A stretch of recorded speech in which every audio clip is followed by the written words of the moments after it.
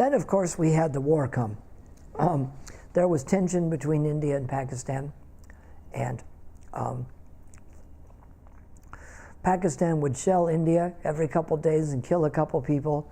And it was bad, but it wasn't enough to start a war over. And of course, before this, 10 million extra refugees had come from Bangladesh to India because they didn't want to be killed.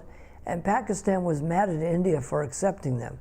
Now, of course, the last thing India needed was 10 million extra starving people.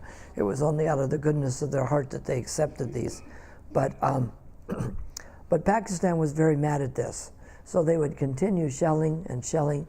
And then one day, they bombed the main cities, Delhi, Mumbai, Calcutta. And then India says, all right, now we're going to war. So they went to war on both sides. And so we would have to be inside by dark, and we had to put paper on the windows, and all the lights had to be out. And if somebody turned on one light in the building, you'd hear 1,000 people scream, "Band karo, band karo," because if the Pakistani plane is coming and your building has a light on it, that's where the bomb is going to go. So the one time I'm doing the Artik, and I hear the air raid sirens go off. Wah! One constant sound, that means bombers are coming. And as I'm doing the Artik, I see tracer bullets going in the air, and I see the Pakistani planes out the window, because Akash Ganga was right by the window to the ocean, and by the window there, the DDs were against the window. So by the window, while I'm doing the Artik, I can see these tracer bullets going out in the air, and I can see bombs dropping in the ocean and exploding while I'm going Jayo, Jayo, Gor. So it was kind of an exciting Artik to see tracer bullets going in the air. Every seventh bullet is a red one, so they can see where it's going. So you see this big red stream coming up and planes dropping bombs. We were right by the ocean, so they were very close to us. So to see these bombs exploding right close to us was kind of a dangerous thing. So I was a little bit upset about this.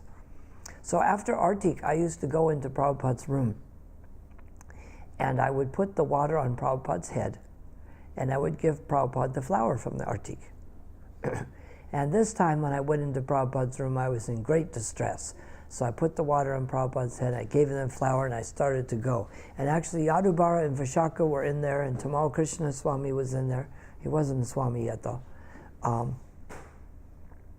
And all of a sudden, Prabhupada stopped him. He says, "Just a minute." And he looked up at me, and he said, "So everything is all right?"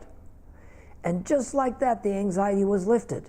I wondered where that anxiety went. And I said, "Yes, Srila Prabhupada, everything is all right."